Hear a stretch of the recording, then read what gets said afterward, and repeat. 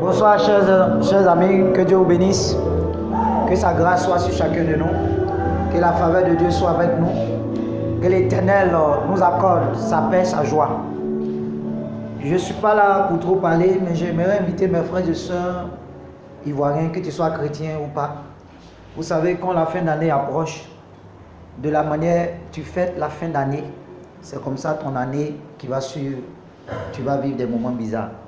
Si tu as fêté ta fin d'année dans un bar, dans un maquis, en buvant, en dépensant, tu vas voir que tu vas vivre l'année, tu vas voir que tu vas dépenser, tu ne vois pas où l'argent passe. Parce que tu n'as pas consacré la fin d'année à Dieu. Tu n'es pas venu dire merci à Dieu pour ses bienfaits. Donc quand tu dois commencer une nouvelle année, la boisson que tu as bu pendant une année, tu dois prendre au moins le dernier jour pour ne pas boire et te rendre dans une église et aller dire merci à Dieu et lui confier ton année pour que ton année que tu vas vivre là soit meilleure. C'est ce que nous ne comprenons pas.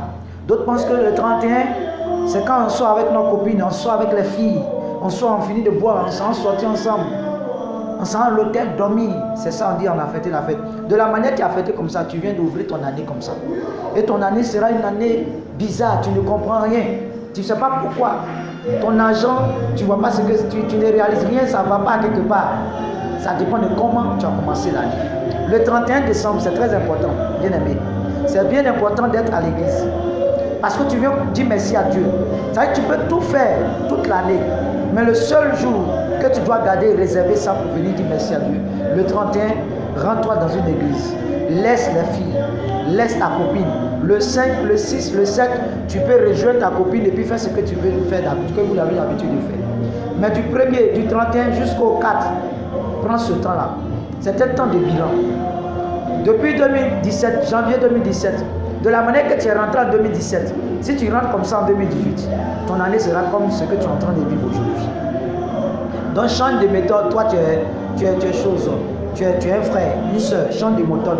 Ce n'est pas le fait d'aller faire des mèches qui arrivent sur les fesses et tu vas partir sortir un garçon, on va dire que tu as fêté. Et ta vie sera une vie, c'est-à-dire à partir de l'année 2018, janvier jusqu'en décembre, tu vas ne faire que sortir avec des garçons, et tu n'arrives pas à te marier parce que tu as mal commencé l'année. C'est tout le problème. Donc quand une année est finie et que l'autre doit commencer, le dernier jour, arrange-toi à être dans une église, dis merci à Dieu pour la vie d'abord. Lui rendre toute la gloire, qui te confie l'année, pour que l'année 2018 ne soit pas comme l'année 2017. Pour qu'il t'accorde la sagesse et l'intelligence à quitter dans les liens de la prostitution, du chômage, de l'alcool, de bois de nuit, de toutes ces choses, pour que ta vie ait un sens.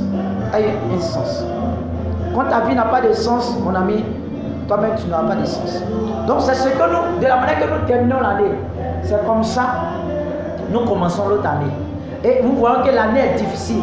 Nous voyons que l'année nous souffrons. Nous voyons que nous n'avançons pas dans l'année. Nous voyons que les choses sont difficiles du début jusqu'à la fin. Parce qu'on a mal commencé l'année. À qui tu as confié ton année? À un barman, à un DJ? Ou bien tu es parti faire ton année dans un hôtel, mais tu vas passer ton temps à sortir avec des filles, n'importe comment, et tu ne sais même pas avec quelle fille tu es sorti qui t'a apporté malchance, et voilà que ton année est bizarre, tout est dans tout. Tout ce que tu gagnes, ça finit. C'est comme si on souffle sur ton argent. Mon ami, moi je ne suis pas, on dit non, les hommes de Dieu sont sur moi, je suis un frère en Christ. J'ai remarqué quelque chose, je suis en train de vous parler, c'est très sérieux. Rendez-vous 31, je n'ai pas dit de venir vers moi, mais allez-y, prenez ce jour-là, allez-y à l'église. Laissez l'alcool. À partir du 2, premier, vous pouvez vous saouler. Mais le 31 jusqu'au 1er, rentrez dans le 1er, finissez le 1er sans prendre l'alcool. Faites le bilan, confiez ça à Dieu. Priez sérieusement pour que Dieu vous conduise sur un bon chemin. Pour que Dieu vous aide à évoluer. Pour que Dieu prenne le contrôle de votre vie. Mais lorsque vous ne confiez pas votre début de l'année à Dieu et que vous partez terminer l'année avec le barman, dans les bars, avec la prostitution, bien aimé, ton année 2018 sera une année de prostitution, une année d'échec, une année de chômage, de pleurs, et tu es là, rien ne va parce que tu as mal terminé l'année. Voilà pourquoi je lance cet appel. Toi, tu regardes cette vidéo, toi, tu vas regarder cette vidéo, rends-toi dans une église.